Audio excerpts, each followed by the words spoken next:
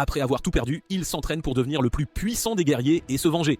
La cité labyrinthe attire des gens qui rêvent d'aventure venus des 4 coins du pays. Des individus de toutes espèces et origines y affluent pour s'endurcir, chasser des monstres et bien sûr gagner gloire et fortune. Nick est l'un de ces aventuriers qui semble tout avoir pour lui. C'est un excellent épéiste, il a une petite amie formidable et il fait partie d'un groupe réputé. Tout allait pour le mieux jusqu'au jour où le chef de son groupe, Argus, qui était aussi son père adoptif et son mentor, l'a convoqué. Argus a dit à Nick qu'il ne voulait plus de lui dans leur groupe car il n'avait pas l'état d'esprit d'un véritable aventurier. Il l'a accusé d'être trop arrogant et moralisateur juste parce qu'il avait tenté d'expulser un membre du groupe qui volait de l'argent dans leur caisse. Cela a complètement pris Nick au dépourvu, mais ses malheurs n'étaient pas encore terminés. Plus tard ce jour-là, il retrouve sa petite amie Claudine dans une taverne et lui annonce qu'il a été viré de son groupe. Il s'attendait à ce qu'elle se montre compréhensive face à sa situation difficile. Mais il s'est avéré que Claudine n'était qu'une croqueuse de diamants. Elle traite Nick de bon à rien, de minable parce qu'il a perdu son emploi et le largue sans la moindre hésitation. Dévasté après avoir eu le cœur brisé 2 fois le même jour, il s'assied sur une fontaine sans même remarquer qu'il est trempé par la pluie. Soudain, une jeune fille aux cheveux bleus s'approche de lui. Il tente de la repousser, mais elle lui tend simplement un billet pour son spectacle. Elle lui révèle qu'elle est une idole montante, Agathe, et demande à Nick de venir à son spectacle s'il n'a vraiment rien de mieux à faire. Elle lui laisse le billet et son parapluie, puis s'enfuit en l'appelant Monsieur le Chien Errant et en lui demandant de venir absolument. Nick décide d'aller voir son spectacle, après tout, pourquoi pas, mais dès qu'il voit Agathe se produire, il est complètement, totalement accro. Il devient un otaku d'idole et dépense tout l'argent qu'il possède en produits dérivés d'Agathe. Le lendemain, il se rend à la guilde des aventuriers car il a besoin de plus d'argent pour acheter encore plus de produits dérivés. Il essaye de trouver un groupe qui l'accepterait, mais à ce moment-là, tous les groupes sont déjà au complet. Nick aperçoit alors un jeune homme blond seul dans un coin et décide d'aller lui parler. Cependant, le doute s'installe en lui, il se souvient comment il a été viré de son dernier groupe, il rate donc l'occasion et quelqu'un d'autre recrute le blond. Après avoir échoué à parler à qui que ce soit de toute la journée, Nick se dirige vers une taverne pour boire un verre d'eau et oublier ses échecs. Il s'assied seul à une table, buvant de la bière bon marché et mangeant de la nourriture insipide, tandis que les groupes autour de lui scandent des slogans sur le pouvoir de l'amitié, ce qui le dégoûte encore plus que son repas fade. Soudain, un groupe de personnes libres arrive à la taverne, et ils doivent partager la table de Nick car aucune autre table n'est disponible. Ils s'assoient un par un et Nick peut deviner qu'ils ne sont pas venus ensemble. La première est une jeune fille riche, vêtue de vêtements élégants et portant une baguette ornée d'une grosse pierre magique. Nick réalise qu'elle vient d'une famille noble, mais se demande bien pourquoi une personne comme elle se trouve ici. Le deuxième homme ressemble à un prêtre d'après son uniforme, mais il est déjà ivre et sent le parfum bon marché pour femme, ce qui fait comprendre à Nick qu'il vient tout juste du quartier des plaisirs. En plus de cela, il n'a pas non plus la médaille de clerc, ce qui signifie qu'il a été renvoyé de l'église. La dernière personne est une fille dragon couverte de cicatrices, et Nick réalise qu'elle a vu sa juste part de bataille, mais au fond d'elle, elle semble être un animal effrayé et blessé. Finalement, l'alcool arrive et Nick veut porter un toast à tout ce qu'il a perdu aujourd'hui et aux 3 perdants qui partagent sa table. Alors, après avoir bu sa bière, il claque sa chope sur la table en criant qu'on ne peut pas faire confiance aux humains. Il n'était pas seul et tous les autres ont également crié la même chose au même moment. Ils se regardent et réalisent qu'ils sont tous similaires d'une manière ou d'une autre, alors ils finissent par partager leurs histoires. La jeune fille riche nommée Tiana commence à raconter la sienne. Elle raconte comment elle était autrefois la meilleure élève de la plus prestigieuse école de magie de tout le pays. Tout le monde l'a louée pour ses capacités et son humilité. Un jour, elle est allée à la cafétéria et a trouvé son fiancé assis là avec une autre femme. Tiana ne se doutait de rien au début, alors elle a commencé avec enthousiasme à lui raconter sa journée et comment les professeurs l'avaient félicité pour sa nouvelle magie. Cependant, il s'est avéré être un misogyne, une véritable ordure avec un ego très petit et fragile. Il se sentait éclipsé par les réussites de Tiana et a commencé à lui crier dessus, l'accusant d'être trop prétentieuse. La fille avec lui a également accusé Tiana de rabaisser les autres étudiants qui n'étaient pas nobles comme elle. Elle a même dit que Tiana avait séduit ses professeurs pour obtenir de meilleures notes et les gens autour d'eux ont cru tout cela. Il n'a même pas donné à Tiana la chance de s'expliquer et a rompu avec elle sur le champ. Suite à cela, Tiana, le cœur brisé, a quitté l'école et a obtenu la permission de son père de quitter la maison pour vivre seule. Elle est venue à la cité labyrinthe pour trouver un emploi mais personne ne l'a embauchée. Cependant, alors qu'elle soupirait sur sa malchance en chemin, elle a trouvé une publicité pour une société de jeux de hasard. Tiana a acheté le billet et a fini par gagner le premier pari de toute sa vie. Elle est rapidement devenue une joueuse invétérée et a tout perdu ce qu'elle possédait, et bientôt, elle n'avait même plus d'argent pour payer son loyer. Alors elle a décidé de tenter sa chance dans l'aventure et est partie à la recherche d'un groupe le lendemain. Cependant, chaque fois que quelqu'un essayait de la recruter, elle finissait par les faire fuir à cause de son air renfrogné et sévère. C'est ce qui l'a amené à la taverne pour noyer son chagrin dans l'alcool. Ensuite, le prêtre se présente comme Zem, qui était autrefois un guérisseur respecté dans sa petite ville. Une jeune fille de la ville l'aidait souvent en collectant de nombreuses herbes médicinales pour lui. Zem l'a remercié et lui donnait une bonne somme d'argent de poche pour son travail. Une nuit, la jeune fille est arrivée discrètement à sa clinique avec des herbes. Zem a essayé de lui donner une pièce, mais elle a plutôt saisi sa main, lui demandant de l'aimer comme une femme. Or, Zem était un homme de caractère, il a dit à la jeune fille qu'il n'avait pas le droit de fréquenter qui que ce soit parce qu'il était prêtre, au lieu de lui dire qu'elle était bien trop jeune pour sortir avec quelqu'un. La jeune fille fut profondément blessée par ces paroles, alors elle s'est enfuie, pleurant et le maudissant. Le lendemain, alors que Zem soignait ses patients, un groupe de prêtres est entré dans sa clinique et l'a emmené dehors. Zem a vu la jeune fille qui l'aidait derrière eux, l'air plutôt triste et blessé. Il a immédiatement essayé de l'atteindre et lui a demandé ce qui lui était arrivé. Mais il a vite découvert que la jeune fille l'accusait de harcèlement, simplement parce qu'il n'avait pas accepté sa proposition. Elle s'est mise à pleurer, jetant les pièces qu'elle avait reçues de Zem, affirmant qu'il les lui avait données comme argent du silence.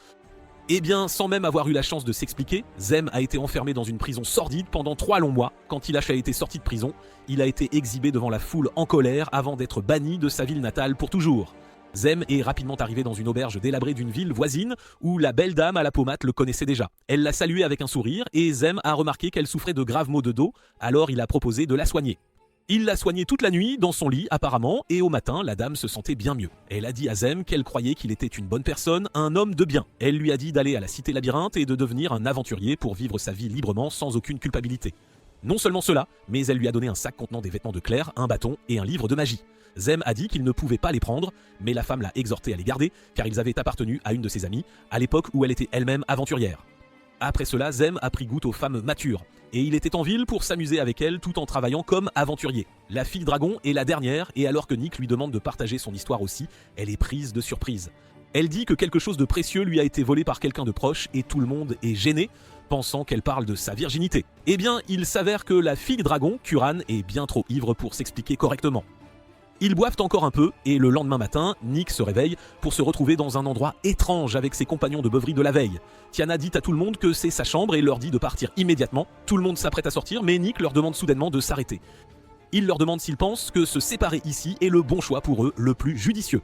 Il dit que s'ils restent ensemble, ils peuvent gagner suffisamment d'argent pour vivre confortablement. Il souligne qu'ils sont tous des parias qui n'ont leur place nulle part, alors ils devraient simplement créer un groupe entre eux. Ils adhèrent tous immédiatement au plan et se rendent à la guilde des aventuriers pour s'enregistrer. La vieille réceptionniste les regarde et remarque que Nick est le principal attaquant d'un groupe très connu et que Curran est la seule personne dans l'histoire à être revenue vivante seule d'un donjon de niveau marin. Elle leur demande quel sera leur nom et Nick répond qu'ils seront connus sous le nom des survivants. Cette nuit-là, ils s'assoient tous pendant que Nick leur dit qu'ils ont tous été trahis auparavant, alors il aimerait établir quelques règles pour s'assurer que cela ne se reproduise plus jamais. La première règle est que personne n'interfère dans la vie des autres et doit s'occuper de ses propres affaires. Deuxièmement, ils surveilleront l'argent de manière égale, s'assurant qu'il n'est pas confié à une seule et unique personne. Troisièmement, et le plus important de tout, quoi qu'il arrive, ils survivront chaque jour, coûte que coûte. Le lendemain matin, ils commencent par explorer les donjons de niveau G, qui sont très faciles à parcourir. Mais ils doivent vaincre le boss pour être promus au niveau suivant. Comme Zem et Tiana n'ont jamais participé à une vraie bataille, Nick leur apprend les ficelles du métier pour affronter les monstres. Il leur montre un monstre limon et leur explique comment le tuer et en extraire son noyau, qu'ils pourront vendre au marché. Tout semble bien se passer alors qu'ils continuent de discuter et de rire ensemble lorsqu'ils atteignent enfin l'étage suivant où tout le monde est en train d'extraire ses noyaux. Tiana leur dit que c'est très facile et que même elle peut combattre des adversaires plus forts car elle a déjà vaincu des gobelins et même un orc. Juste à ce moment-là, elle glisse sur un limon tandis qu'un autre s'accroche à son visage. Elle les élimine tandis que Nick rit, lui disant d'être un peu plus prudente. Tiana cependant réagit de manière excessive et par irritation, essaie de tirer sur le limon avec son attaque de magie de glace, mais finit par faire un peu de tir ami. Heureusement, Curran est une aventurière expérimentée et bloque sa magie avec son épée, mais l'ambiance change alors que Tiana essaie de s'excuser. Mais Curran sort de ses gonds, lui disant qu'elle a essayé de lui faire confiance, mais que c'est ce qu'elle fait dès le tout premier jour. Ils restent en désaccord l'un avec l'autre pendant le reste du temps, et finalement, ils parviennent à atteindre le dernier étage. En marchant, Zem commente l'énorme limon rose devant eux, et Nick répond que c'est le boss des limons qu'ils doivent absolument vaincre. Sans la moindre hésitation, Tiana, l'énorme idiote, se précipite vers le boss et utilise une puissante magie de glace sur lui. La stalactite gèle le limon, mais juste au moment où elle pensait avoir gagné, le limon explose, les submergeant de sa substance gluante. Ils sortent tous du donjon, ayant atteint leur objectif, mais maintenant ils doivent se débarrasser de cette substance collante. En se lavant, Nick dit à Tiana qu'elle doit se calmer un peu et demander conseil quand elle ne sait absolument rien sur un sujet. Il dit aussi à Zem de rester à l'arrière car il n'a absolument aucune capacité offensive. Il réalise qu'aucun d'entre eux ne se fait confiance, même un tout petit peu, alors il commence un exercice avec eux. Il se met en pantalon et dépose tout devant eux avant d'expliquer qu'il est un épéiste doué au combat au corps à corps et avec les petites armes, mais qu'il ne peut pas utiliser la magie, ne peut soigner personne et ne peut même pas utiliser d'armes lourdes comme Curran. Lentement, le prêtre finit par expliquer ses pouvoirs et ses faiblesses, leur disant qu'il est bon pour soigner les gens, mais qu'il n'a absolument aucune capacité offensive et peut être facilement vaincu par n'importe quelle capacité magique ou physique. Tiana passe ensuite et pour montrer à quel point elle est désolée, elle finit par aller devant Curran et lui dit qu'elle est douée en magie de glace et de vent, mais qu'elle peut aussi faire de la magie de foudre et de terre, tandis que sa plus grande faiblesse est la magie du feu et le combat rapproché. Elle retourne ensuite s'asseoir sur un rocher, frissonnant, après s'être sentie rejetée par Curran, mais elle finit par lancer une boule de feu près d'elle pour allumer un petit feu qui peut la réchauffer. Ils se réconcilient finalement et finissent par aller dans la forêt des gobelins où ils sont attaqués par un groupe de gobelins. Nick explique que ces gobelins ne sont pas très forts, mais qu'ils attaquent en groupe et peuvent poser des pièges si les aventuriers ne sont pas prudents. L'un des gobelins essaie de frapper Zem, qui parvient à bloquer l'attaque avant que Nick ne tue le gobelin d'un coup d'épée rapide. Il s'avance ensuite et découpe un tas de gobelins en tout petits morceaux avant que Zem ne soit à nouveau sauvé par Tiana d'une attaque. Ils défont la première vague avec succès, tandis que Nick demande à Tiana de trouver où se cachent les autres gobelins, car elle a la capacité de détecter la magie. Elle leur dit qu'il y a environ 10 gobelins de plus devant, avant de devenir un peu confuse en leur disant qu'elle a senti la présence d'un gobelin qui semble différent, car il possède 5 fois la magie de n'importe quel gobelin ordinaire. Nick devient immédiatement alerte et leur dit que ce doit être une forme évoluée de gobelin, connue sous le nom de hobgoblin. Il leur dit que les hobgoblins peuvent être extrêmement puissants et se trouvent généralement dans les étapes ultérieures des donjons. Zem demande s'ils devraient pas battre en retraite, mais Nick répond qu'ils ne peuvent pas reculer, sinon les gobelins commenceront à attaquer les villages voisins. Il élabore un plan leur disant que les hobgoblins sont pratiquement immunisés contre la magie, donc leur meilleure chance est d'utiliser des attaques physiques lourdes que seul Curran peut infliger. Il dit à Zem que lui et Curran vont passer à l'offensive, tandis que son travail est de continuer à les renforcer et Tiana fournira un tir de couverture. Ils sont tous d'accord avec le plan et la bataille commence. Curran et Nick commencent à courir vers les gobelins, tandis que Tiana utilise sa capacité d'éclat de glace pour en tuer un tas, et Zem continue de les renforcer. Le hobgoblin fait apparaître d'autres gobelins cachés, tandis que Nick se débarrasse rapidement de ceux qui sont devant lui. Curran fait confiance à Tiana et continue de courir en avant, tandis que Tiana utilise ses éclats de glace pour tuer les gobelins devant elle. Curran fonce droit sur le hobgoblin et lui assène un coup d'épée enflammé massif, le tuant immédiatement tandis que Nick achève les autres. Ils se félicitent mutuellement, puis Nick explique qu'ils doivent extraire les cornes des gobelins car elles doivent être vendues au marché. Curran finit par s'ouvrir à eux et révèle enfin son histoire personnelle, son passé. Elle leur dit que les gens dragons sont toujours censés travailler aux côtés d'un héros qu'ils soutiennent de toute leur vie. Un homme nommé Kalios était cette personne pour elle, qu'elle avait rencontré récemment. Il était toujours très gentil avec elle, et en retour, elle était toujours prête à risquer sa vie pour lui. Un jour, il lui a dit qu'il devait entrer dans un donjon de Rancé pour s'occuper de certaines choses, et évidemment, elle a accepté très rapidement. Avant d'entrer dans les donjons, cependant, elle finit par mettre toutes ses affaires importantes, y compris un pendentif hérité que son père lui avait donné, dans un sac pour les garder en sécurité, mais Kalios arrive au dernier moment et lui dit qu'ils ne peuvent pas vraiment transporter autant de charges, alors elle devrait simplement laisser le sac derrière elle. Elle lui a évidemment fait confiance et a fini par aller avec ses deux acolytes profondément à l'intérieur du donjon. Elle tue un tas de monstres insectes, tandis que les autres se contentent de récolter les récompenses. Plus tard, Kalios lui dit qu'ils doivent maintenant combattre le boss final, qui est un serpent géant à l'intérieur d'un pot. Il explique que si le serpent les voit, il se cachera à l'intérieur du pot, où ils ne pourront pas le frapper avec des attaques magiques, donc Curran doit attaquer le pot lui-même pour qu'il sorte et l'attaque, et ensuite ils en finiront avec lui. Curran accepte et se précipite immédiatement vers le pot, le déplaçant, ce qui fait émerger le monstre serpent du pot, et il commence à l'attaquer. L'un des mages utilise une attaque de feu sur le serpent, après quoi le serpent commence à se charger pour une attaque magique de son propre chef. Curran demande à Kalios ce qui se passe, mais il lui dit de continuer à l'attaquer et de ne pas s'en inquiéter. Elle le croit encore une fois et maintient le serpent engagé tout en attendant que Kalios vienne l'aider. À la fin, le serpent finit par la capturer et utilise son souffle toxique sur elle, la blessant alors qu'elle tombe au sol à peine consciente.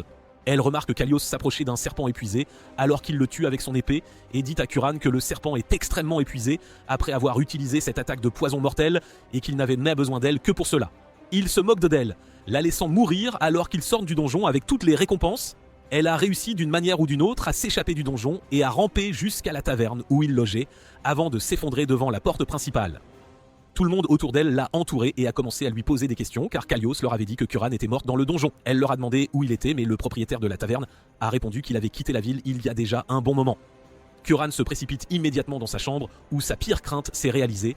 Elle découvre que son sac qui contenait le pendentif hérité, le joyau du roi dragon, a disparu. Elle sort complètement dévastée, cherchant le moindre signe de Kalios, mais ne parvient à en trouver aucun. Un jour, elle a aperçu un aventurier solo et gourmet très célèbre nommé Fifs. Curran a commencé à le suivre partout et est allé dans tous les restaurants où il allait et a commencé à combler le vide dans son cœur créé par Kalios avec de la bonne nourriture, apprenant de Fifs. Après un certain temps, cependant, son argent a manqué et elle s'est fixée comme objectif principal dans la vie de gagner de l'argent et de manger des plats encore plus délicieux. Et c'est là qu'elle a rencontré son groupe. Le lendemain, Nick passe un peu de temps avec Curran au marché. Il mange des collations avec elle et lui parle de la vie en général, ce qui renforce encore plus leur confiance mutuelle. Ce soir-là, ils retournent à la taverne où beaucoup plus de gens semblent les reconnaître. L'assistante réceptionniste les appelle à l'étage, où la vieille réceptionniste les attend avec une tâche spéciale que seuls eux peuvent accomplir. Elle explique qu'il existe une installation spéciale créée par une ancienne civilisation qui a fabriqué une épée en utilisant une technologie aujourd'hui perdue. Leur travail est de récupérer cette épée pour laquelle ils seraient payés très généreusement. Nick prend tous les détails et le lendemain, ils entrent dans l'installation, tuant les monstres et avançant. L'installation semble être très avancée technologiquement pour l'époque car elle dispose de caméras, de lumières automatiques et de tout le reste. Ils atteignent une zone où une lampe verte est allumée, mais quand Nick essaie de vérifier, le mur cède et s'ouvre sur une pièce géante et sombre. Ils s'aventurent tous à l'intérieur de la pièce où les lumières s'allument et une voix commence à leur parler, les félicitant pour leur voyage jusqu'à présent. Ils réalisent que les voix proviennent d'une épée brisée au milieu de la pièce, mais comprennent vite que c'est censé être l'épée légendaire qu'ils ont été envoyés récupérer. Ils y réfléchissent un instant avant de saisir l'épée qui résiste, leur demandant de ne pas la vendre car elle est déjà enfermée ici depuis bien trop longtemps et qu'elle veut voir de l'action. Soudain, une énorme explosion retentit et l'épée leur ordonne d'aller chercher le gardien de Radius. Le golem s'est réveillé à cause de ça. À travers la poussière, une créature géante informe émerge et commence à marcher vers eux avec un rugissement puissant. Tiana, rapide à la détente, lance aussitôt une volée de stalactites sur le monstre, mais il les absorbe tandis que Curran fonce sur lui et le lacère. L'épée lui crie de reculer, mais Curran n'écoute pas et le monstre finit par lui renvoyer les stalactites. Une des stalactites la frappe à l'estomac, l'autre à la tête, la faisant tomber. Zem commence aussitôt à la soigner et Nick décide d'attaquer, réalisant que la situation pourrait très vite devenir vraiment critique. Il tente de lui couper les jambes, mais le golem se régénère aussitôt et l'attaque. Nick crie aux autres de vite relever Curran et de courir vers la porte pour qu'il puisse s'échapper. Il continue d'esquiver les attaques, tandis que l'épée attachée à son dos lui hurle qu'aucune attaque à distance ni arme tranchante ne peut blesser le monstre et qu'il doit l'utiliser car c'est le seul moyen de tuer le golem. Nick décide de suivre les instructions et saisit l'épée, qui s'enlame, émet aussitôt une lumière vive et devient plus ou moins un accumulateur d'énergie. Le reste du groupe tente de forcer la porte, mais Tang Anna rapporte qu'elle est indestructible et qu'ils ne peuvent rien y faire. Le golem attaque Nick de nouveau, mais cette fois il esquive et lacère le golem, lui coupant un bras. Étonnamment, la partie coupée du golem prend vie et attrape Nick, tandis que le golem le projette à travers les étagères et dans un trou au sol. Tiana utilise aussitôt un sort de congélation sur le golem et crie à Curran de trouver Nick et de s'assurer qu'il est en sécurité. Heureusement, son sort semble fonctionner, le golem étant figé tandis que Curran le dépasse et entre dans le trou. Étonnamment, le golem parvient à se libérer de la glace et commence à marcher vers eux. Zem booste aussitôt Tiana pendant qu'elle utilise de nouveau le sort de gel, essayant de gagner du temps pour que Curran et Nick s'échappent. Curran entre dans la fosse et trouve Nick enseveli sous les décombres, et elle commence aussitôt à les dégager.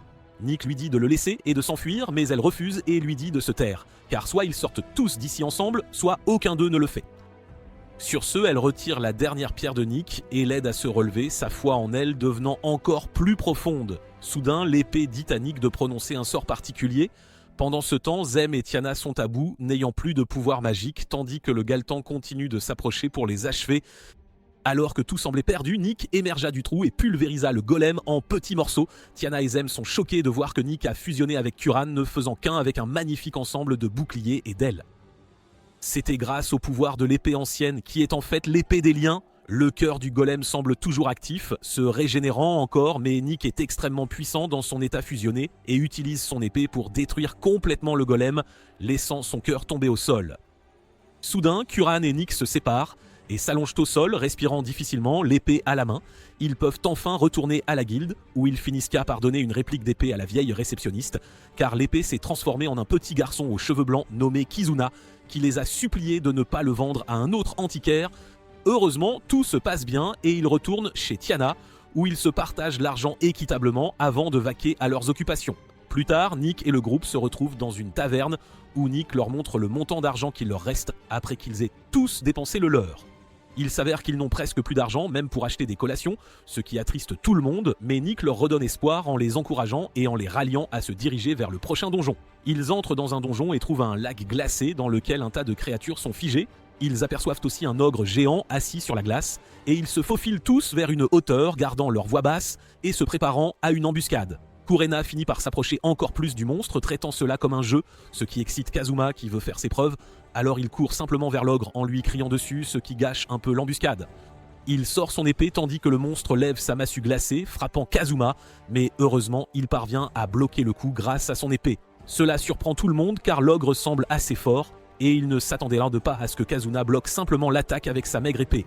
L'ogre recule et lui lance un souffle de glace, mais Kazuna le repousse simplement comme s'il jouait au tennis. Il se précipite aussitôt sur le monstre et tente de le frapper avec son épée, mais l'ogre le bloque avec sa massue.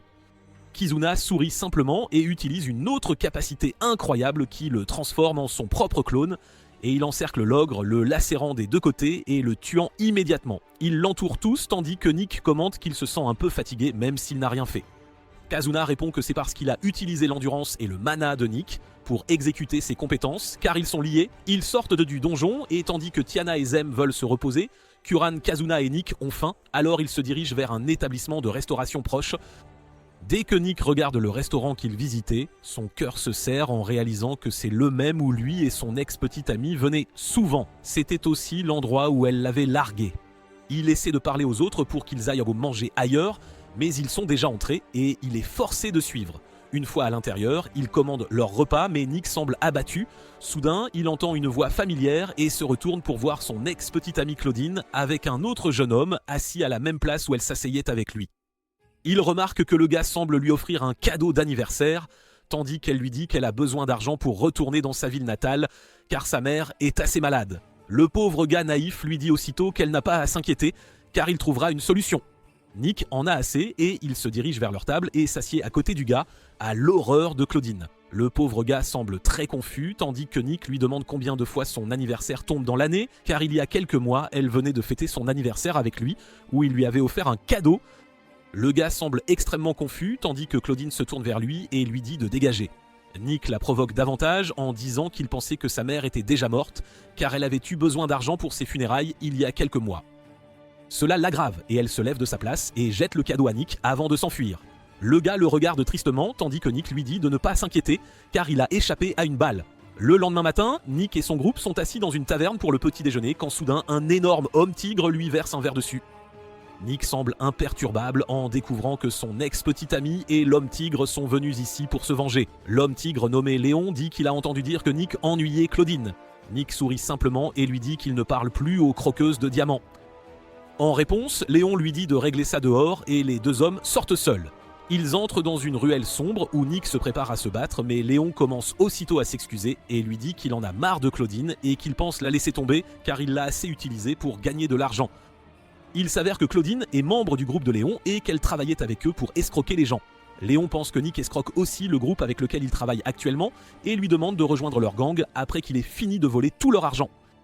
Cela met Nick en colère, qui lui assène simplement un uppercut massif en voyant Léon voler. Le félin se relève aussitôt et comme un lâche total sort son machi avant d'essayer d'attaquer Nick. Nick cependant esquive simplement son attaque avant de contre-attaquer et de le plaquer au sol avec une clé de bras. Soudain, il est projeté par une attaque magique dans son dos. Il se retourne pour apercevoir un magicien qui semble faire partie de l'équipe de Léon. Avant qu'ils ne puissent attaquer Nick ensemble, Kuran arrive et utilise sa queue pour suspendre le magicien Intello à l'envers, tandis que Nick s'éloigne simplement. Léon essaie d'attaquer mais est forcé de s'arrêter en voyant la vieille dame de la guilde qui lui dit de dégager immédiatement avant qu'elle n'appelle les gardes. Léon cependant lui dit qu'il défie officiellement Nick en duel.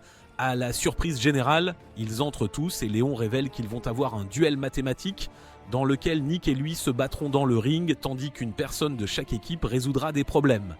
Celui qui résout les questions plus vite et obtient les bonnes réponses donnera à son coéquipier un coup gratuit sur l'autre personne. Ce genre de duel est assez nouveau pour tout le monde, à part Nick. La vieille dame sort un sac dans lequel sont écrits les noms de chaque membre de chaque équipe afin que les personnes qui résoudront les problèmes de maths puissent être choisies. De l'équipe de Léon, Claudine est choisie, tandis que malheureusement de l'équipe de Nick, Kuran est choisie, qui ne connaît même pas les mathématiques de base car elle n'a jamais eu à les utiliser. Curran est sidérée et extrêmement nerveuse, incapable même de dire quoi que ce soit car elle sait qu'elle ne peut pas faire de maths. Plus tard, Zem lui donne un examen blanc pour voir son niveau et il s'avère que même les questions de maths les plus élémentaires sont hors de sa portée car elle n'est capable d'en faire correctement que 20%. Le lendemain, Curran a commencé à étudier avec l'aide de tous, tandis que Nick a envoyé Zem boire et recueillir des informations sur le gang du Tigre. Finalement, la veille de la bataille finale, ils se rassemblent tous chez lui, à un endroit plutôt désordonné. Quoi qu'il en soit, Zem rapporte que le gang du Tigre triche à chaque fois en utilisant des cristaux magiques qui leur permettent de communiquer télépathiquement. Cela signifie qu'ils peuvent facilement utiliser le troisième membre comme la personne qui fait tous les calculs réels et donne toutes les réponses à leurs coéquipiers. Curran est plus que triste car elle est déjà nulle en mathématiques et maintenant que l'autre équipe triche, elle sent qu'il n'y a aucun moyen qu'ils puissent gagner. Nick, cependant, a un plan qu'il partage avec les autres membres du groupe qui se sentent un peu plus revigorés car ils ont maintenant un moyen efficace de capturer le coupable. Le lendemain, Nick et Léon se tiennent sur le ring tandis que Curran et Claudine sont assises l'une en face de l'autre, prêtes à résoudre les questions qui leur sont posées. La bataille commence alors que la vieille dame leur distribue les questions, tandis que Nick et Léon commencent à tâter le terrain en se lançant de légers coups qui se connectent à peine. Curran regarde les questions et réalise qu'elle a déjà tenté ces questions et elle commence joyeusement à les résoudre tandis que la garce commence à lui dire qu'il n'y a aucun moyen qu'elle puisse faire quoi que ce soit contre elle. Heureusement, Curran parvient à résoudre les questions avant Claudine au premier tour. Mais il s'avère qu'elle n'a eu que 80 bonnes réponses, tandis que Claudine en a eu 98. Curran perd donc ce tour et Léon obtient un coup gratuit sur Nick. Il le frappe directement à l'estomac, lui coupant le souffle. Curran s'inquiète beaucoup car elle croit être la raison pour laquelle Nick est frappé. Le tour suivant commence et une feuille de questions leur est remise et le match débute alors que Nick essaie de pousser Léon pour l'épuiser, mais le tigre est malin et continue simplement de reculer et d'esquiver. Le tour se termine une fois de plus avec Curran perdant face à Claudine, ce qui entraîne un autre coup de poing massif au visage pour Nick. Curran est terriblement effrayé et s'excuse auprès de Nick tandis qu'il commence à saigner et lui dit qu'il croit en elle et est totalement sûr qu'elle les fera gagner le prochain tour. Cela donne à Curran le coup de pouce nécessaire alors qu'elle recommence à essayer de résoudre des problèmes de maths. Tiana commence rapidement à scanner toute la foule, essayant de trouver qui aidera le tricheur, seulement pour réaliser que personne n'utilise de cristal magique pour l'instant. Cela lui fait réaliser que l'autre équipe pense pouvoir facilement vaincre Curran sans tricher, et c'est pourquoi il n'essaie pas. Si cela se produit, cela ruinera le plan de Nick, alors il commence à exécuter la deuxième partie du plan, pendant que Nick essaie de gagner du temps.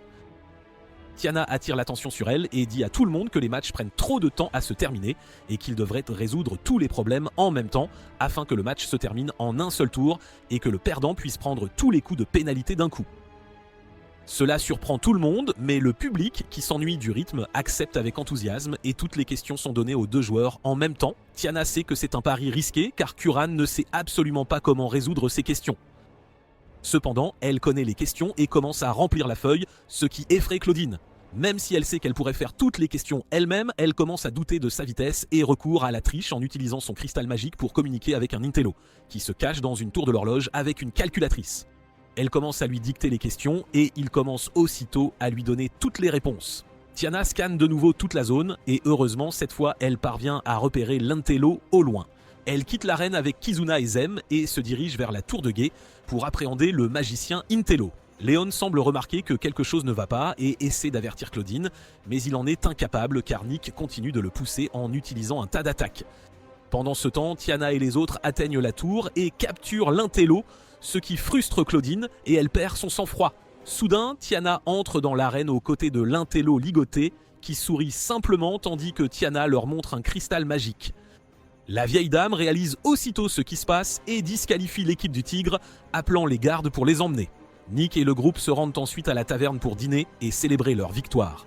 Cette nuit-là, comme ils ont aussi gagné de l'argent supplémentaire, Tiana décide d'aller au casino. Pendant ce temps, Kazuna a entendu parler de la glace spéciale vendue uniquement dans ce casino, alors Nick est forcé de le garder. Ils entrent dans le casino et Kazuna fait la queue pour sa glace, tandis que Tiana s'assied à une table, commençant à jouer avec 4 autres participants. Elle commence à gagner d'énormes sommes d'argent, tandis que Kazuma est déçu car la glace est finie avant qu'il ne puisse la goûter, et il dit à Nick qu'il préfère répartir maintenant, mais Nick lui dit de regarder un peu comment les gens jouent. Pendant ce temps, Tiana arnaque un type minable qui dépense l'argent pour une riche fille aux cheveux bleus derrière lui. Soudain, il y a un énorme vacarme et les gens commencent à courir partout, alors qu'un monstre tigre géant apparaît à l'intérieur du casino et commence à semer le chaos partout. Il repousse tous les gardes et finit par coincer Tiana lui demandant où est Nick. Elle réalise soudain que cet énorme monstre est Léon, avec qui ils avaient eu une bataille la veille. Il s'avère qu'après avoir été capturé, Léon a été submergé par sa haine envers Nick et a fini par utiliser une épée spéciale similaire à celle de Kazuna et s'est échappé de prison. Il dit à Tiana de révéler l'emplacement de Nick, mais elle répond qu'elle ne sait pas où il est. Même quand il la menace, elle se met simplement à fumer, ce qui laisse l'homme tigre perplexe.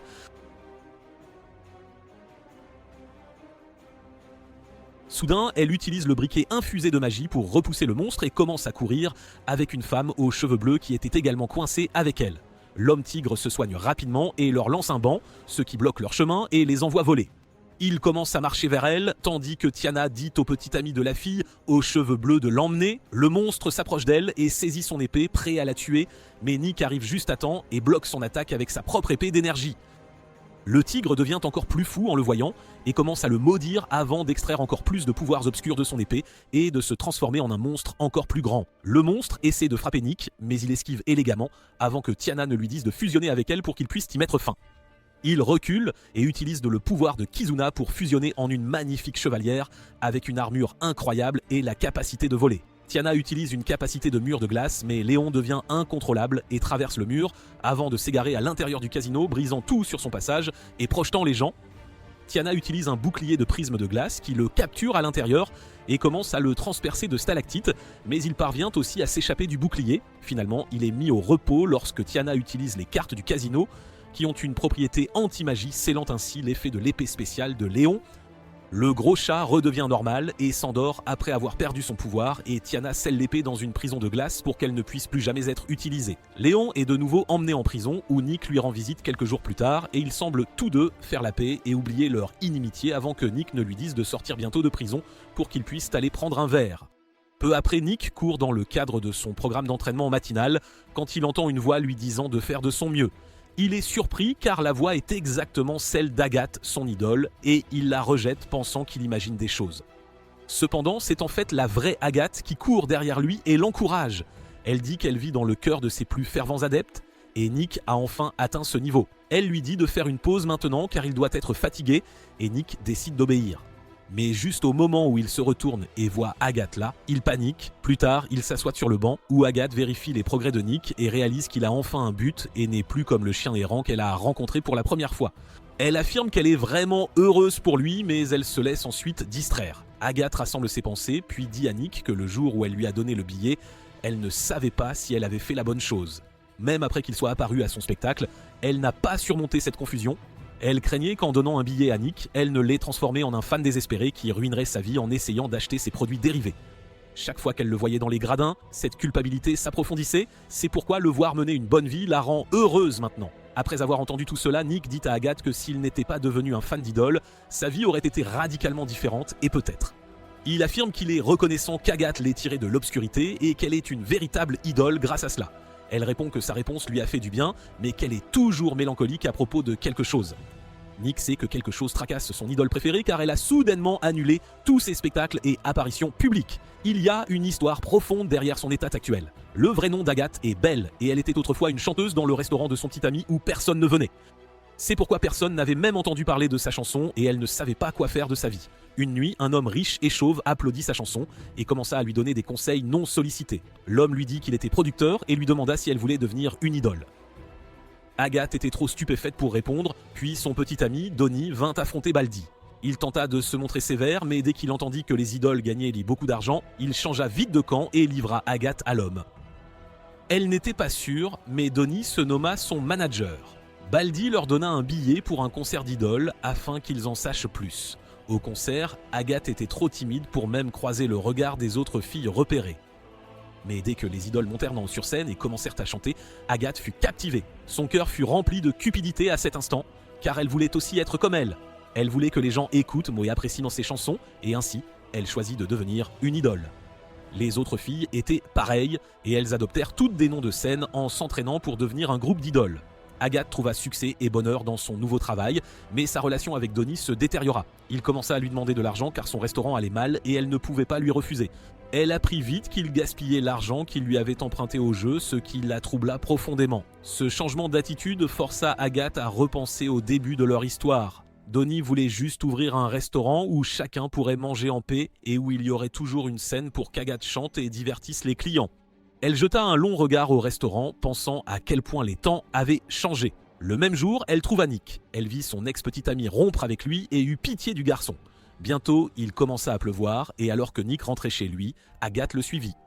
Elle l'approcha à la fontaine et commença une conversation décontractée qui changea sa vie. Peu après, Donnie dit à Agathe qu'il l'emmènerait au casino pour qu'elle puisse le voir gagner gros de ses propres yeux. Pour une raison ou une autre, ces mots sonnèrent comme une rupture pour Agathe, mais elle suivit quand même Donnie. Ce fut le jour où elle rencontra Tiana au casino et sentit qu'elle était la déesse du jeu. Agathe vit Tiana balayer la table et tout gagner. Mais elle sentit que son regard était toujours sur elle. Elle réalisa que Tiana ne voulait détruire personne d'autre qu'elle-même, alors quand elle lui prit tout son argent, elle lui fit son sourire narquois, puis disparut dans un nuage de fumée. Après cela, Agathe vit la version fusionnée de Nick et Tiana, mais elle ne put y reconnaître que Tiana. Elle la vit vaincre le chaton géant avec son épée magique et fut laissée bouche bée. Agathe fut si impressionnée par la belle paladine qu'elle la considéra comme son inspiration. Le lendemain même, le producteur chauve régla toutes les dettes de Donnie et lui dit de se concentrer sur la cuisine sans distraction. Cependant, il lui dit aussi de mettre fin complètement à sa relation avec leur idole, et ce n'était pas une suggestion. Donnie tenta de la supplier de reconsidérer les choses, mais Agathe lui dit que son rêve d'ouvrir un restaurant était innocent et amusant. Elle affirma qu'elle voulait faire partie de ce rêve et était même prête à arrêter d'être une idole juste pour ça. Cependant, il cessa de se soucier d'elle, aveuglé par l'argent facile. Agathe lui dit que sa vie et sa personnalité ne feraient qu'empirer s'il restait près d'elle et qu'il devait se séparer. Donnie se mit juste à rire en acceptant son destin et la rupture. Cependant, il dit à Agathe que c'était sa perte et jura qu'un jour il lui montrerait en devenant plus prospère qu'elle. Donnie commença à s'éloigner et Agathe l'approcha une dernière fois pour lui donner les cartes de reine qu'elle avait ramassées le jour où elle avait vu Tiana. Elle la donna à Donnie, disant que la belle déesse du jeu le protégerait. Il la brisa de ses mains, qualifiant l'idée de stupide, puis quitta la pièce en disant au revoir. Ce fut la fin de leur rupture, et Agathe vit bientôt Donnie travailler depuis le bas, mais tous deux décidèrent de ne pas interagir. Avançons jusqu'au présent, Agathe est revenue avec un spectacle solo. Nick est dans le public comme prévu, et bientôt, Agathe monte sur scène. Elle s'excuse auprès de ses fans d'avoir pris une pause soudaine et leur dit que pendant cette pause, elle a rencontré une déesse. Agathe parle de l'incident du casino où une belle chevalière a vaincu le monstre tigre et Nick panique en réalisant qu'elle était là ce jour-là. Agathe dit que la belle et légendaire paladine lui a donné espoir et inspiration et elle a écrit une nouvelle chanson en pensant à elle. Elle commence à interpréter la chanson avec ses coéquipières, jouant les rôles secondaires. Agathe jure à la légendaire paladine qu'elle deviendra une vraie idole qui apportera l'espoir dans la vie de ses fans. Le lendemain, alors que Nick prend un verre après avoir fait de l'exercice au parc, il entend soudain la voix d'Agathe. Elle fait semblant d'être sa voix intérieure et continue de plaisanter avec lui, cachée derrière un buisson. Nick lui demande soudain si elle va bien maintenant, car elle était plutôt déprimée la dernière fois qu'ils se sont vus. Agathe répond que bien sûr, elle se sent parfois déprimée parce qu'elle est humaine aussi. Elle parle de comment les gens sont toujours entourés de soucis quand elle voit soudain un chiot errant devant elle. Elle lui fait signe de venir et commence à jouer avec. Nick lui répond soudain qu'à chaque fois que les gens résolvent quelque chose qui les tracasse, ils font un pas en avant et c'est le mieux que l'on puisse faire. Quelques jours plus tard, Kizuna bavarde à propos d'un article de magazine qui parle du mystérieux homme qui marche. Il raconte avec enthousiasme à ses amis que cet homme est un kidnappeur au pouvoir fantomatique que personne ne peut arrêter. Kuran dit qu'il devrait vaincre un tel kidnappeur maléfique, mais Nick lui dit de ne pas s'en soucier car l'homme qui marche n'est qu'une légende urbaine. Kizuna se met en colère et il se précipite pour montrer à Nick les témoignages, mais Nick les rejette et lui demande de ne pas croire tout ce qu'il lit dans un magazine à potins de 3e ordre. Malgré cela, Kizuna continue de râler à propos de l'homme qui marche et une intello aux cheveux verts l'entend en passant. Elle pose sa carte sur la fenêtre en se présentant comme Olivia, l'une des rédactrices en chef du magazine que Kizuna tient. Il lui dit qu'il est un grand fan de son travail, puis Olivia fait irruption, disant à tout le monde qu'elle n'est pas seulement écrivaine, mais aussi aventurière. Elle saute partout et fait des mouvements de gymnastique un peu minables pour montrer à quel point elle est cool. Elle trébuche et bouscule Kuran, puis continue son chemin. Plus tard cette nuit-là, alors que Zem revient de sa visite habituelle au quartier des plaisirs, il trouve une fille marchant devant lui dans les rues sombres. Soudain, elle est tirée dans les murs de la rue et disparaît, et Zem perd la moitié de sa gueule de bois. D'autre part, Nick avait emmené Kizuna avec lui à un concert d'idoles en direct. Ils rentrent chez eux discutant de la coolitude d'Agathe quand Kizuna sent soudain que Zem est en danger. Il se précipite à son emplacement et trouve un fantôme invisible essayant de le blesser. Nick panique car il réalise que l'histoire de l'homme qui marche est vraie après tout. Cependant, Kizuna semble avoir remarqué l'astuce derrière son invisibilité. Il lance une épée sur l'homme qui marche, mais elle ne fait que rebondir. L'homme qui marche est surpris qu'il puisse le voir. Kizuna crée ses clones d'ombre pour attaquer, mais l'homme qui marche saute et l'attaque avec une chaîne en acier, détruisant les clones et s'enfuyant. Kizuna le maudit, puis ils vont voir Zem qui retenait la fille que l'homme qui marche essayait de kidnapper. Ils l'emmènent à l'établissement de Zem où la patronne s'occupe de la fille, dont le nom est Reina. Il lui demande si elle sait quelque chose sur l'incident et elle dit que l'homme qui marche a une vendetta personnelle contre elle. Elle pense que personne ne la croira juste parce qu'elle est une enfant, mais Nick l'assure qu'il la croine. Reina révèle que sa mère quittait toujours la maison la nuit pour combattre l'homme qui marche, mais maintenant elle est perdue et admise à l'hôpital. Elle dit que sa mère savait que l'homme qui marche enlevait les enfants, mais personne ne la croyait. Zem dit qu'il croit à l'histoire de Reina car ils ont vu le mystérieux kidnappeur de leurs propres yeux. Il félicite même l'acte courageux de la mère de Reina qui a essayé de combattre l'homme qui marche seul. Ces mots touchent Reina et elle se lève d'un coup et demande à Zem de l'accepter comme disciple. Elle affirme que sa bravoure quand il a essayé de la sauver plus tôt l'a émue et se dirige vers lui, mais Nick l'arrête. Il est sur le point de révéler l'histoire de Zem, comment il a été trahi par une fille qui voulait se rapprocher de lui par le passé, mais Zem l'arrête. Il dit à Reina qu'à 15 ans, elle est trop jeune pour être son disciple. Reina lui demande comment elle devrait s'entraîner d'ici là et Zem lui dit de bien se reposer ici et de rentrer chez elle le lendemain matin pour commencer. Il lui dit aussi de ne plus jamais rien faire de dangereux et elle accepte volontiers. Elle est sur le point de se précipiter vers Zem à nouveau, mais Nick et la patronne l'arrêtent encore une fois. Soudain, Kizuna pousse un grand soupir de dépit car l'homme qui marche, pour lequel il était si excité, s'est avéré être un kidnappeur minable. Il est déterminé à découvrir son identité et à le détruire complètement pour avoir trahi ses attentes. Suivant les souhaits de Kizuna, toute l'équipe se rend à une guilde de chasseurs de primes de style Far West. Ils approchent la réceptionniste et demandent des informations sur l'homme qui marche et elle est trop occupée à se vernir les ongles pour leur accorder beaucoup d'attention. Elle n'a vu Nick qu'une fois et lui dit qu'il ne donne pas d'informations sur les primes de haut rang à des aventuriers qui n'ont rien accompli. Cependant, Tiana et les autres détournent ces mots pour signifier que l'homme qui marche a une grosse prime sur sa tête et la réceptionniste est forcée de partager des informations. Elle leur donne l'avis de recherche d'un homme appelé Hale Hardy qui a une prime de niveau moyen sur sa tête pour leur première tâche. Elle dit à voix haute que l'équipe des survivants ne devrait avoir aucun problème avec un type comme ça, et ces mots attirent l'attention de tous. Tout le monde connaît le nom des survivants, mais certaines personnes sont jalouses, notamment un homme à la peau foncée avec une queue de cheval et un cache-œil. Il dit que la chasse aux primes n'est pas le travail d'amateurs comme eux, mais Tiana ne va laisser personne les marcher dessus. Elle déclare qu'ils trouveront le gars Hale Hardy et l'amèneront ici, et monsieur queue de cheval parie qu'ils n'y arriveront pas. Il n'aurait pas dû utiliser le mot pari, car en entendant cela, Tiana posa une grosse bourse de pièces sur la table comme sa mise. Elle demande à queue de cheval de s'aligner et il devient nerveux. Tiana dit à tous les gens de la guilde de gagner de l'argent pour parier sur cette chance, et toute la guilde se transforme en une grande fête du jeu avec des gens pariant leur loyer jusqu'à leurs économies sur ce petit défi. Bientôt, Nick et l'équipe atteignent la pire partie des bidonvilles où même les chevaliers n'osent pas aller. Le chef des bidonvilles vient les saluer et demande le but de leur visite. Nick lui dit qu'ils sont ici pour une chasse aux primes et offre de l'argent pour acheter des informations.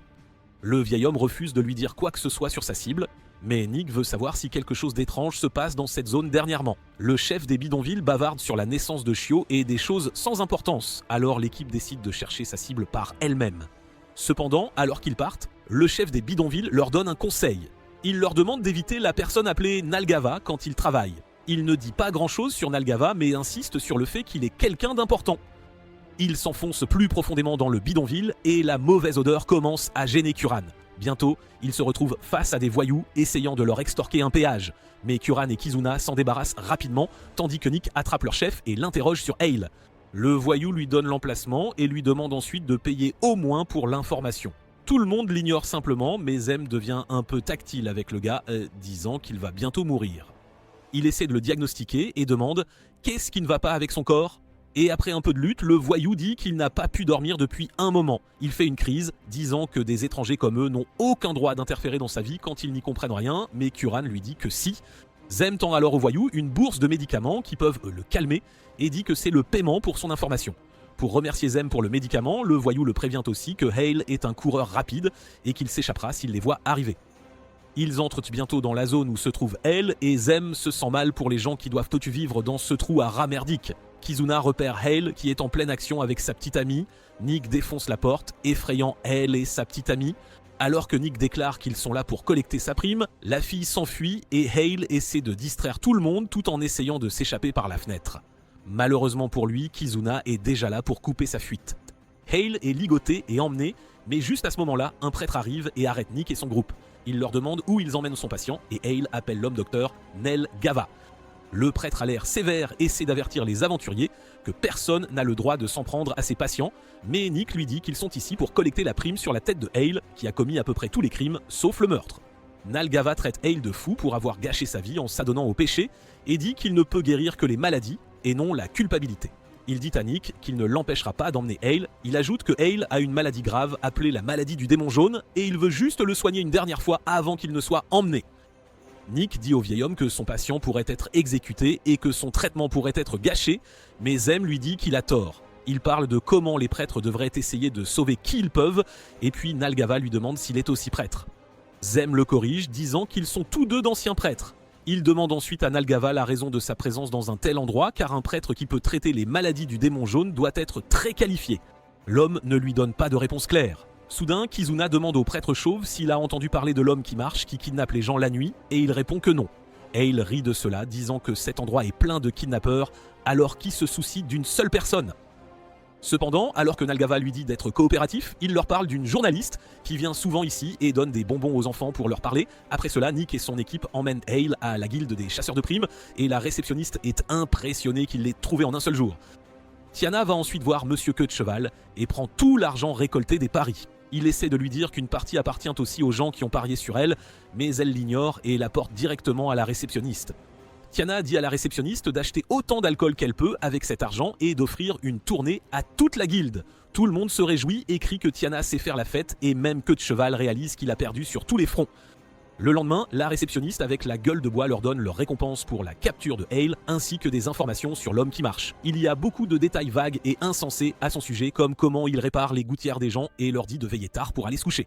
Il n'y a aucune information fiable et même la réceptionniste leur dit de trouver de vraies personnes à capturer au lieu de fantômes imaginaires. Nick lui dit qu'ils recherchent en fait le kidnappeur se faisant passer pour l'homme qui marche. La réceptionniste ne connaît pas de kidnappeur, mais elle connaît une personne qui donne des bonbons aux enfants pour leur parler, et elle est juste ici, dans la guilde. Il s'avère que c'est la même écrivaine Olivia de tout à l'heure qui parle avec Reina en ce moment. Nick et Zem en rient, mais Kizuna est un peu curieux. Il remarque qu'il n'a pas pu voir le visage du kidnappeur, mais qu'ils étaient nains légers sur leurs pieds et utilisés en des chaînes. Kuran répond que plus tôt, quand Olivia est tombée sur elle, elle l'a trouvée trop lourde et elle aurait pu enrouler les chaînes autour d'elle. Alors que Nick en rit, il dit rapidement à Kuran et Kizuna de bloquer les sorties, car il suspecte Olivia maintenant. Il l'approche et lui demande ce qu'elle fait après avoir donné des bonbons aux enfants. Olivia fait semblant d'être confuse, tandis que Zem emmène la patronne et Reina loin. Nick demande ensuite à Olivia si elle doit beaucoup voyager en tant que journaliste, et elle affirme. Il lui demande si son travail implique de sauter de toit en toit, et elle fait l'ignorante. Il lui demande ensuite directement où elle était il y a 2 nuits, et Olivia fait l'idiote en lui donnant des réponses plutôt stupides. Mais quand Nick demande pourquoi elle prend les enfants et quelle est sa véritable identité, elle réalise qu'elle est encerclée. Soudain, elle donne un coup de pied à la table et la fend en deux. Avant que Nick ne puisse réagir, Olivia est sur le toit et elle déchire un trou dedans en s'échappant et les 2 morceaux de la table retombent parfaitement à leur place. Plus tard, tout le monde traîne à l'établissement préféré de Zem, où ils discutent à quel point c'était effrayant de découvrir qu'Olivia était l'homme qui marche elle-même. Ils parlent de comment elle était trop rapide et ses mouvements étaient différents de tout ce qu'ils avaient vu. Kizuna est étrangement énervé parce qu'Olivia écrivait des articles sur elle-même, en tant qu'homme qui marche, et il n'aime pas comment elle essaie d'être la version maléfique de Peter Parker à cette époque. Juste à ce moment-là, la patronne leur dit qu'ils ont un invité spécial aujourd'hui. Une maman musclée qui est en fait la mère de Reina entre dans la pièce, marchant à l'aide d'une canne, et Reina court immédiatement vers elle. Nick connaît aussi la femme dont le nom est Ada car elle a été membre d'un groupe de rang A pendant de nombreuses années. Ada devient nostalgique alors que Nick parle de ses jours d'aventure, puis remarque qu'elle est même partie à l'aventure avec un gars appelé Fils, que Kuran idolâtre. Ada remercie ensuite les survivants d'avoir pris soin de sa fille et leur dit qu'elle ne fera rien d'imprudent sous sa surveillance. Tout le monde est d'accord et Reina essaie d'interpeller Zem, l'appelant maître. Ada est surprise d'entendre cela, mais Zem reste ferme dans ses propos. Il dit clairement à Reina que chaque fois qu'il voit des filles de son âge, il est terrifié car il y a longtemps, une certaine fille l'a trompé et il a passé des mois en prison à cause d'elle. Après être sorti de prison, il a développé une phobie des jeunes filles, il ne pouvait pas leur parler et avait parfois des difficultés à respirer aussi, et il en souffre encore un peu. Reina lui rappelle qu'il l'a protégée cette nuit-là, et Zem dit que toute personne sensée aurait fait de même dans cette situation. Cependant, il confesse que lorsqu'il a sauvé Reina, il a ressenti l'espoir de pouvoir surmonter cette malédiction qui le rongeait depuis longtemps. C'est pourquoi il veut que Reina attende 15 ans. Ada interprète mal cela et dit à Zem qu'elle ne laissera pas sa fille l'épouser. Reina intervient pour dissiper la confusion et lui dit que Zem est juste son maître car elle sera plus prudente en choisissant un petit ami. Tout le monde rit du fait que Zem a été rejeté et après quelques plaisanteries amicales, Ada apprend tout. Elle remercie encore une fois tout le monde d'avoir sauvé sa fille, puis leur dit d'abandonner la chasse à l'homme qui marche. Elle leur dit que l'homme qui marche, qui est très probablement la journaliste, est trop puissante pour eux et Nick est d'accord. Malgré cela, il ne la laissera pas enlever des gens à sa guise. Il dit à Ada qu'elle n'a pas le droit de les arrêter, car ils peuvent cibler quiconque a une prime sur sa tête. Ada le sait d'ailleurs très bien, et en réalité, c'est elle qui a eu l'idée de mettre une prime sur l'homme sauteur pour attirer les aventuriers à l'affronter. Elle prévoit maintenant d'abandonner la chasse à Olivia et pense qu'il devrait laisser ça aux chevaliers. Cependant, Nick s'incline devant elle, lui demandant de leur dire comment ils peuvent devenir assez forts pour vaincre le ravisseur. Ada fait d'abord boire à tout le monde une soupe de champignons gastronomique qui est assez délicieuse, mais Nick n'en comprend pas le but. Ada lui dit qu'elle a utilisé des champignons magiques pour cette soupe qui révélera leur potentiel magique caché. Elle sait que combattre un homme sauteur exigera beaucoup de mouvements agiles, tant en course qu'en attaque. C'est pourquoi elle croit que bien utiliser leur magie est la clé de la victoire. Nick répond qu'il n'est pas très à l'aise avec la magie et Teyana dit qu'elle ne peut pas lancer de sorts au corps à corps. Zem dit la même chose qu'elle.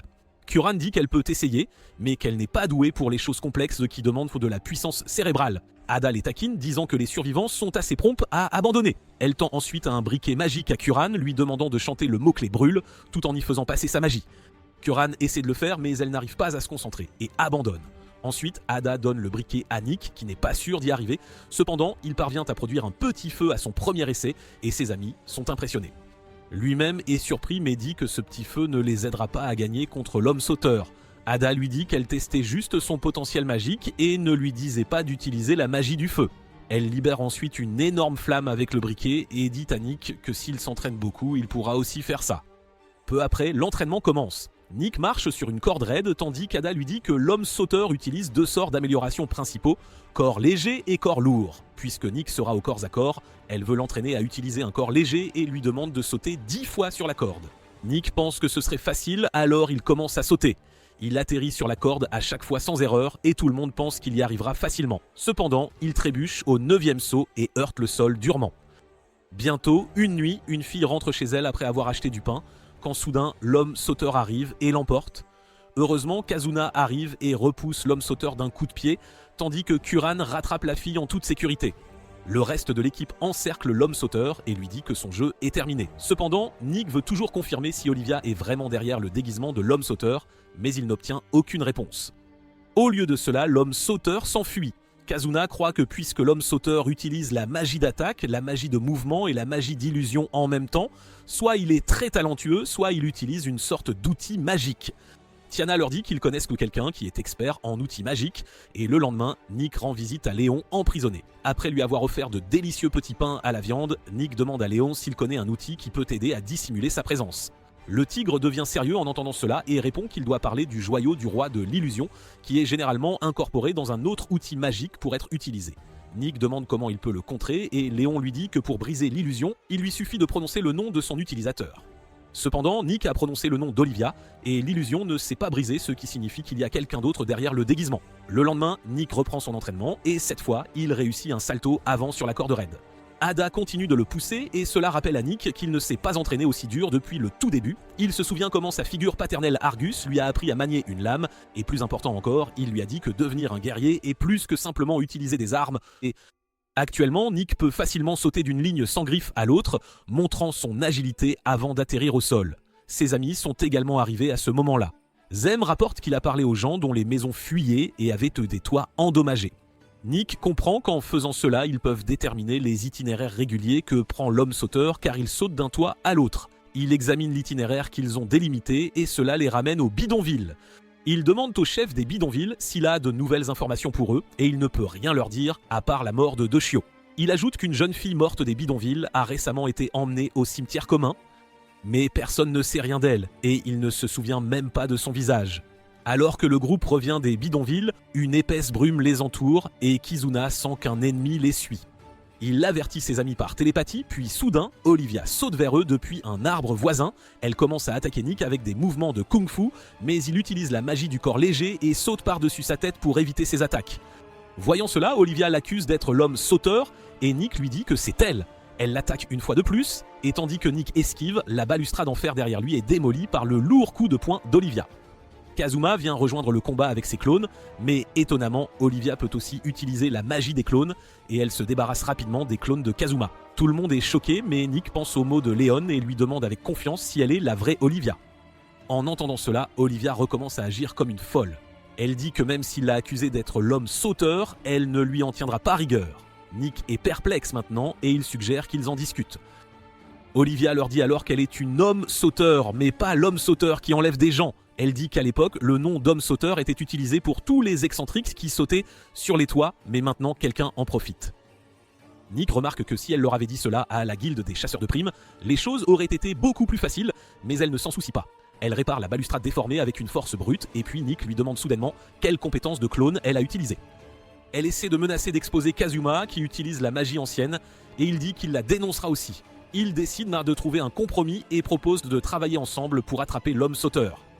Après cela, ils se rendent à la maison funéraire où est gardé le corps de l'enfant des bidonvilles. Ils ouvrent le cercueil et ne trouvent rien d'étrange, mais Olivia demande à tout le monde de décrire en détail les traits du visage de la jeune fille. Personne ne peut le faire et Olivia explique alors que quelque chose interfère avec leurs sens et leurs capacités cognitives ici. Ils décident de Atark Nukolesitin de retourner la jeune fille et une petite pierre précieuse rouge tombe de son corps. Zem la ramasse et Olivia dit que c'est probablement un fragment du joyau du roi de l'illusion. Tout le monde se demande pourquoi quelqu'un irait jusqu'à cacher l'identité de la jeune fille morte. Olivia écrase la pierre pour en effacer les effets et il découvre que la jeune fille a une vieille marque de brûlure sur le bras et un grain de beauté sous le cou. Zem inspecte ses yeux pour découvrir qu'il montre des symptômes de traitement pour la maladie du démon jaune. Plus tard, il cherche des informations sur la jeune fille et découvre qu'elle était la fille d'un forgeron et avait disparu il y a plus d'un mois. Il décide à toi de rendre le corps de la jeune fille à ses parents et Zem dit qu'ils pourront la venger après cela. Nick lui demande s'il a découvert l'identité de l'homme sauteur et il affirme, disant qu'ils doivent l'arrêter à tout prix. La nuit suivante, alors que l'homme sauteur se balance dans la ville avec ses chaînes, Nick l'intercepte en plein air et le met à terre d'un coup de pied. Ils atterrissent pas tous les deux sur le toit d'un bâtiment et l'homme sauteur dit à Nick que son corps léger est encore sous-développé, mais que ses arts martiaux sont bons. Nick lui demande pourquoi il continue de commettre des crimes selon le même schéma, encore et encore. Il veut savoir si c'est son excès de confiance ou s'il veut juste se faire prendre. L'homme sauteur l'attaque, mais Nick l'esquive facilement et se précipite pour l'attaquer. Il crie qu'il a compris la raison pour laquelle l'homme sauteur enlève des gens et pourquoi leurs corps sont retrouvés dans les bidonvilles. Il continue d'échanger des coups et l'homme sauteur dit que Nick n'a pas encore compris la chose la plus importante. Nick lui dit qu'il se trompe et qu'il a toujours été curieux de savoir pourquoi un guérisseur qualifié comme Nalgava travaillerait et publierait des articles de recherche depuis les bidonvilles. Au moment où il prononce le nom de Nalgava, la magie d'illusion se défait et il s'avère que le prêtre à l'air sévère était bien l'homme sauteur. Il félicite Nick pour sa déduction qui répond que le corps qu'ils ont trouvé plus tôt avait la maladie du démon jaune. Nick se demande à voix haute comment une maladie aussi mortelle et infectieuse que la maladie du démon jaune est limitée aux bidonvilles et ne se propage pas à la ville principale. Il dit qu'il doit y avoir un facteur humain derrière cela et ce sont tous les mots que Zem lui a dit plus tôt. Nick sait que Nalgava enlève des gens pour avoir plus de sujets de test afin de pouvoir développer un remède efficace contre la maladie du démon jaune. Nalgava dit qu'ils n'ont plus rien à se dire et Nick l'attaque. Il continue de bloquer ses attaques, mais Nick saute alors très haut et lui assène un coup de pied de pleine puissance. Nalgava le bloque tout en avertissant Nick que le toit ne tiendra pas face à ce type de pression. Mais c'est exactement pourquoi Nick l'a fait, le toit se fissure et tous deux tombent dans le bâtiment en dessous. Là, Nalgava découvre qu'il est entouré par les membres du groupe de Nick et même la voie d'évasion sur le toit est coupée. Zem s'avance et demande à Nalgava pourquoi il fait tout cela. Il répond que sa fille est morte de la maladie du démon jaune et Zem remarque qu'il l'a découvert grâce à ses recherches. Il explique comment la plupart des gens pensent que la maladie du démon jaune n'est qu'une MST, mais un jour, la fille de Nalgava est entrée en contact avec le sang d'un patient en s'occupant d'eux et a perdu la vie peu après. Nalgava revit sa colère en entendant cela. Il dit que sa fille voulait juste aider les gens, mais ils ont commencé à répandre de vilaines rumeurs sur elle, la traitant de fille facile qui avait contracté la maladie en ayant des relations avec des patients. Ils se sont moqués d'elle-même après sa mort et Nalgava était furieux. C'est pourquoi il a décidé de trouver un remède à la maladie pour venger sa fille et il ne se soucie pas du nombre de personnes anonymes qui meurent dans le processus. Zem lui demande comment il peut être si cruel et inspirant à la fois. Nalgava lui dit que chacun a plus d'une facette à sa personnalité et qu'aucune n'est fausse. Zem s'approche du vieux prêtre et lui parle de la jeune fille qu'ils viennent de trouver au cimetière commun. Il dit que lorsqu'il a rendu son corps à ses parents et expliqué la cause de sa mort, tout le monde dans sa localité a pleuré pour elle. Zem dit qu'elle n'était pas une fille anonyme au hasard car même si Nalgava ne se souciait pas d'elle, il y avait des gens qui le faisaient. Nalgava commence à rire et à tousser, disant à Zem que même s'il l'arrête ici, le problème ne se terminera pas comme par magie. Il acquiesce en disant que malgré cela, on ne peut avancer qu'un pas à la fois. Le vieux prêtre se lève et soudain, Kizuna sent quelqu'un arriver et avertit tout le monde. Soudain, un rayon magique transperce la porte et frappe Nalgava en plein estomac.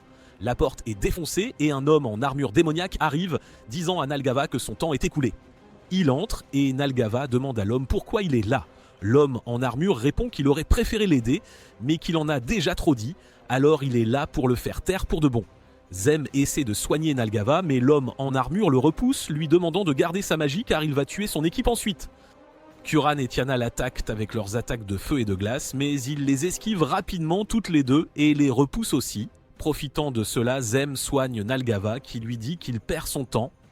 Il dit à Zem qu'il fait la mauvaise chose en se concentrant sur autre chose alors que ses coéquipiers sont en difficulté. Nalgava dit que sa gentillesse n'est pas de la gentillesse mais de l'égocentrisme et que cela va faire tuer tout le monde ici. Zem est sous le choc en entendant cela et Nick demande alors à fusionner avec lui car les autres sont à terre. Il est incapable de se décider et pendant ce temps, Nick est également mis à terre par l'homme en armure. Zem panique, réalisant qu'à cause de son indécision, ils ont perdu une autre chance. Il ne comprend pas quoi faire, mais il entend alors un message télépathique d'Olivia qui lui dit qu'elle va lui acheter du temps pendant lequel il devrait se décider. Puis, soudain, Olivia apparaît du toit et repousse l'homme en armure d'un coup de pied. Elle marche vers lui, le traitant de voleur d'outils magiques, d'exécuteur de rituels étranges et de fournisseur d'armes aux adorateurs du dieu démon. Elle connaît l'homme par son nom de code, Masque Blanc, mais il ne sait pas qui diable elle est.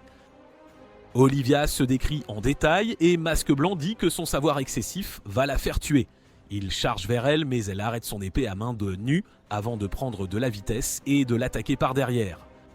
Avant même que Masque Blanc n'ait le temps de réagir, Olivia lui lance un barrage d'attaque et fissure son masque, mais il continue de se régénérer pendant qu'il parle. Elle a réalisé que le masque est une relique d'une ancienne civilisation et ses attaques ne le traverseront pas.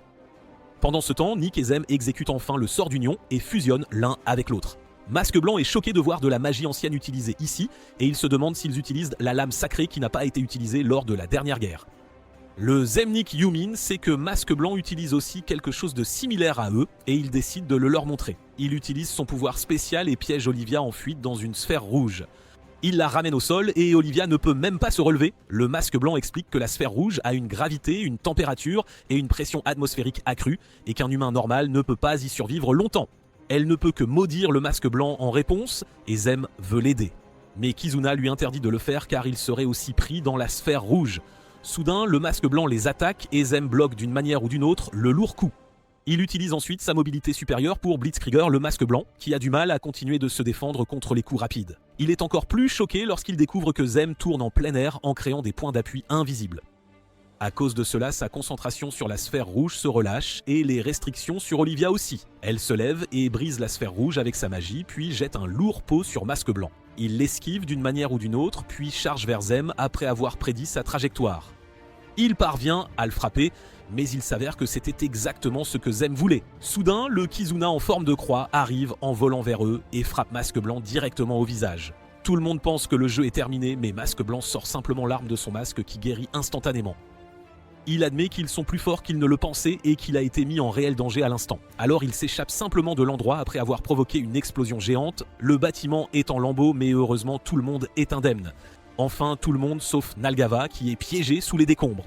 Zem et Kuran se précipitent pour l'aider, mais Olivia les arrête. Nalgava dit à Zem qu'il est déjà trop tard pour lui car il est aussi affecté par la maladie du démon jaune. Il demande à tout le monde de le laisser derrière et de s'enfuir avant que le bâtiment ne s'effondre, mais Zem lui jette quand même un sort d'engourdissement de la douleur avant de partir. Le bâtiment commence à s'effondrer et Nalgava dit qu'il racontera à sa fille au ciel l'histoire de son combat avec les aventuriers et elle l'adorera sûrement. Zem et les autres doivent s'enfuir alors que le bâtiment s'effondre. Et après quelques minutes, ce n'est plus qu'un tas de décombres. Zem pleure la mort de Nalgava et Kuran lui dit de ne pas être si triste car au final, il a sauvé l'âme du vieux prêtre. Il est ému en entendant cela et recommence à pleurer. Avec cela, l'affaire de l'homme sauteur est terminée, mais Olivia dit qu'ils ne peuvent pas encore se détendre. Masque Blanc est toujours en liberté et il y a des gens encore plus puissants que lui qui le contrôlent. Elle affirme que si ses maîtres lui ont donné la permission d'utiliser des armes interdites, la situation est plus grave qu'il ne le pense. Mettant tout cela de côté, Nick demande à Olivia qui elle est vraiment car elle est trop forte et trop bien informée pour une journaliste moyenne. Tous les autres lui disent aussi de révéler son identité car ils sont des coéquipiers qui ont combattu ensemble. Olivia se penche vers Kazumina et lui demande s'il est l'épée des liens et il hoche la tête. Elle décide alors de tout avouer et dit à tout le monde qu'elle est le programme d'entraînement au combat anti-dieu démon de classe élémentaire, aussi connu sous le nom d'épée de guerre. Après la bataille avec Masque Blanc, les survivants retournent dans leur chambre et passent beaucoup de temps à paresser. Ils profitent de ce temps pour se remettre des blessures qu'ils ont reçues et pour mettre de l'ordre dans leurs pensées. Kazuma est dérangé par la façon dont ils agissent, juste parce qu'ils n'ont rien à faire en ce moment. Soudain, Nick se lève de son lit et sort d'un tiroir une épée brisée qui lui rappelle beaucoup de souvenirs. Quand il était très jeune, Nick se dirigeait vers la cité labyrinthe avec ses parents quand soudain, leur calèche fut attaquée. Le petit Nick ne pouvait rien comprendre à ce moment-là, mais sa mère ouvrit rapidement un compartiment secret où ils avaient de cacher tout leur argent et y mit Nick à la place. Elle lui dit que maman et papa l'aimaient beaucoup, puis referma la porte sur lui. Nick ne comprenait toujours rien en entendant le bruit des épées de Ki s'entrechoquer et de la chair déchirée à l'extérieur. Bientôt, l'un des bandits qui les avait attaqués entra dans la calèche et commença à inspecter le butin. Il remarqua le compartiment secret sous le baril et tenta de l'ouvrir, mais Nick s'était échappé à ce moment-là. Nick tomba sur Argus qui sortit un poignard en le voyant. Cependant, il l'utilisa pour tuer le bandit qui s'approchait d'eux. Argus serra ensuite Nick dans ses bras et s'excusa, disant qu'il était arrivé trop tard et n'avait pas pu sauver ses amis des bandits. Après cela, Argus adopta Nick et l'entraîna à devenir un aventurier. Il le mena également à la zone de slime lors de sa première mission, et il n'arrêtait pas de lui dire que les aventuriers devaient se faire confiance mais ne pas baisser leur garde. Nick était encore maladroit à l'époque, et Argus rit quand il glissa sur du slime. Bientôt, Argus lui offrit une épée courte après qu'il soit devenu un véritable aventurier, mais cette épée fut brisée lors d'un combat contre un monstre. Nick tient la même épée brisée qui contient tant de souvenirs dans le présent. Il pense au moment où Argus l'a renvoyé du groupe et se demande s'il avait fait quelque chose différemment, il aurait pu rester là. Il s'endort en pensant au passé et se réveille quand il commence à pleuvoir plus tard. Nick se lève et s'assied sur son lit, puis entend une voix familière. Il va à la fenêtre et est choqué de trouver Aggie sur la route, fredonnant pour elle-même. Elle est inquiète car il ne semble pas que la pluie va s'arrêter de sitôt, et puis soudain, Nick abaisse le parapluie qu'elle lui a donné lors de leur première rencontre. Elle le remercie et lui demande ensuite son nom car elle n'avait jamais pris la peine de le demander auparavant. Nick lui dit qu'il est un chien errant qui adore les idoles, et elle se contente de sourire. Il parle du fait qu'il pleuvait aussi le jour de leur première rencontre, et Agathe murmure doucement qu'elle aussi a été sauvée grâce à ce jour-là. Ils continuent de discuter, et même si la main de Nick se fatigue à tenir le parapluie, Agathe lui dit de le garder jusqu'à la fin de la pluie, mais celle-ci ne fait que s'intensifier. Pendant ce temps, Zem se trouve dans les bidonvilles, gérant la clinique de Nalgava après sa mort et interagissant avec ses patients. Il sent que les habitants du quartier respectaient vraiment Nalgava, ce qui signifie qu'il était un bon médecin malgré son côté sombre et maléfique. Zem sent qu'il essaie de prendre la place de Nalgava pour faire son deuil. Dans une autre partie de la ville, Teyana se réveille de son sommeil. Elle regarde la lune en pensant que la vie semble être trop ennuyeuse ces derniers temps. Elle se sent détachée de sa vie routinière mais va quand même parier sur les courses de chevaux aquatiques, juste pour que les choses restent les mêmes. Même si personne n'est là pour la blesser ou la trahir, et même si elle gagne au jeu de hasard, elle s'ennuie toujours de sa vie. Le lendemain, le groupe est réuni à son endroit habituel et Kuran est la dernière à arriver. Elle demande nerveusement à tout le monde s'ils vont bien, et ils lui répondent que oui. Kazuna remarque que les chaussures et la robe de Zem sont sales, alors il lui demande s'il travaille toujours dans les bidonvilles. Zem affirme, mais rappelle à Kizuna qu'ils ne sont pas censés s'immiscer dans la vie privée de l'autre. La nuit, alors que Zem est assis dans sa clinique, Kizuna arrive. Il promet qu'il n'est pas là pour s'immiscer, mais juste pour agir comme son garde du corps, car les bidonvilles peuvent être dangereux. Le lendemain, ils se retrouvent et Kuran demande à tout le monde s'ils ont mangé. Ils disent qu'ils ont mangé quelque chose pour le petit déjeuner et elle dit qu'elle devrait alors sortir manger seule. Alors qu'elle marche seule, Kuran pense à Kalios et à sa trahison. Elle admet que malgré la trahison, ses jours d'aventure avec lui et les autres étaient amusants. Pourtant, elle ne peut pas lui pardonner d'avoir volé le joyau du roi dragon. Alors qu'elle y pense, elle tombe sur une débutante qui se fait arnaquer par le même vendeur de pendentifs qui avait déjà essayé de la tromper par le passé. Elle donne une bonne leçon à l'escroc et renvoie la jeune fille quand soudain ses amis arrivent sur place. Elle est confuse de les voir et ils révèlent qu'ils sont là pour voir les préparatifs du festival du sommeil d'été. Kuran ne se soucie pas des détails de la fête, mais puisqu'il y aura de la nourriture, elle est impatiente d'y goûter. Elle commence à se demander si sa haine et son désir de vengeance disparaîtront si elle continue à vivre heureusement avec ses amis, mais elle ne semble pas s'en soucier beaucoup non plus. C'est alors qu'Olivia arrive en courant vers eux, criant à propos d'une grande nouvelle de dernière minute. Elle essaie de cacher tout le monde avant la grande révélation, et seule Kizuna tombe dans son piège. Tiana lit la nouvelle dans le magazine qui dit que le légendaire dieu des mondes des ténèbres est sur le point de ressusciter. Tiana et Nick lui disent de ne pas répandre autant de fausses nouvelles, mais Olivia leur dit avec assurance qu'elle a une source fiable pour cette information. Cette source, c'est le bon vieux « fais-moi confiance mon pote » et personne n'est satisfait de cela. Cependant, Olivia dit qu'elle a des soupçons concernant le marché noir d'où Masque Blanc a obtenu le joyau du roi des illusions. Curran lui demande soudain si le marché noir s'occupe aussi du joyau du roi dragon. Elle exprime sa confusion à ses amis, disant que même si elle s'amuse bien avec eux, elle n'arrive toujours pas à tourner la page sur son passé. Tiana lui dit qu'il n'y a pas de quoi être confuse et qu'elle devrait poursuivre son passé et l'affronter. Cependant, cette fois, elle ne va pas y aller seule car tout le monde l'accompagnera. Zem et Nick sont également d'accord et Olivia dit ensuite qu'ils pourront aussi trouver des indices sur Masque Blanc lorsqu'ils seront au marché noir. Elle veut le trouver puis ses supérieurs et continuer jusqu'à ce qu'ils atteignent le méchant ultime de ce monde et le vainquent. Kizuna est excitée à l'idée de faire cela et Nick pense qu'il a été manipulé par Olivia une fois de plus, alors que cette fois, tous les autres sont également tombés victimes de la manipulation d'Olivia et Nick n'a d'autre choix que de se joindre à eux à contre-cœur. Au moment où il lève la main avec eux, le spectacle de feux d'artifice commence derrière eux. Ils se retournent et voient que le festival a déjà commencé, alors ils s'y rendent immédiatement. Nick achète de la barbe à papa et l'apporte à Léon en prison. Tous les autres assistent également au feu d'artifice et Kermit suit l'aventurière solitaire dans un restaurant et la fille chat qu'elle a sauvée plus tôt la suit aussi là-bas. Par coïncidence, le restaurant est tenu par Danny, l'ex d'Agathe. Agathe se produit également au festival et Nick prend plaisir à l'encourager tandis que Tiana est de retour au jeu de hasard. Pendant ce temps, Kazuna et Olivia s'assoient ensemble et discutent en tant que deux armes artefacts légendaires. Il lui demande ce qu'elle pense des survivants en tant qu'épée de guerre qui entraîne les humains à combattre les démons.